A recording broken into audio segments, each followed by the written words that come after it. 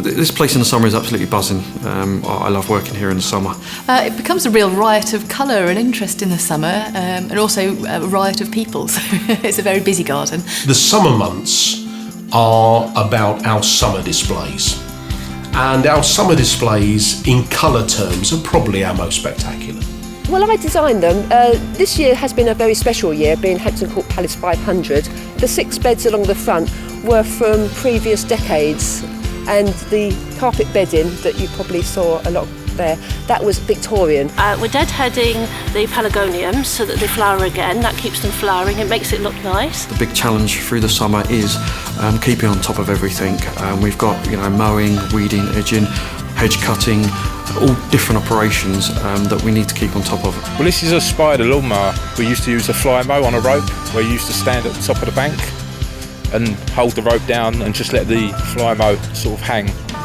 But this is a remote control mower. There's only about 3 or 4 in the country. This is a lot better than doing it with a fly mower and a bit of rope. Well, at the moment I'm maintaining Queen Mary II's exotics collection, which we bring out to the lower orangery for the summer months. Usually they're in the glass houses where I take care of them, but while they're out here I have to pop out every now and again. I've just been trimming these Utopiaries. It's a regular job that we do this time of year, just to keep them looking smart and nice and to maintain the shape. As the maze is 500 years old, we're having to try to rejuvenate it. So one way of doing that, apart from replanting the hedge, is to cut it back as hard as we can. And you can see here we've already got growth starting. These are yew trees and they date back to William and Mary, and they're cut every year to get rid of the excess growth and to keep their shape and health. We use what's called a cherry picker or a nifty lift. Otherwise, it used to be done by ladders, but for health and safety reasons, that was far too dangerous. Summer is the colourful time in the gardens. It's the absolute show time. The highlight for me is mowing the rose garden perhaps in my t-shirt and the sun on my back. And it's one of the peak productive seasons in a kitchen garden. So most of the beds are now full and they're producing things for us to harvest, and we're harvesting weekly and we are selling it at a market stall. The grapevine is the oldest and largest grapevine in the world. The longest branch, which was measured in the winter, is 120 foot, and the whole vine is nearly 250 years old, planted in 1768. I'm just taking off any shriveled or damaged grapes or any that aren't perhaps quite good enough for eating, so that they're as perfect as we can manage them. We're wrapping in cellophane, a piece of ribbon. I think if a gardener from 300 years ago came to visit the gardens today, they'd be quite surprised at how scientific it can be. You've got to know about soil fertility, how to maintain that over time.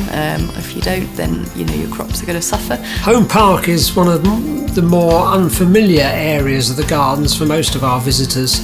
It has recently been designated a SSSI, meaning it's an area of special scientific interest. Hampton Court here in Home Park has a herd of fallow deer, and at the moment with the fawns it's probably a holding herd of about 400.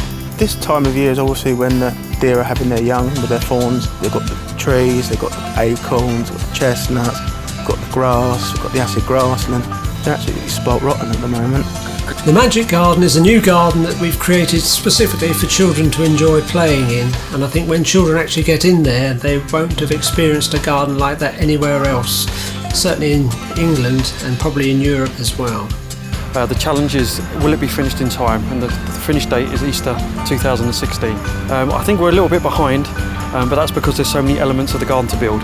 We always get things done, always.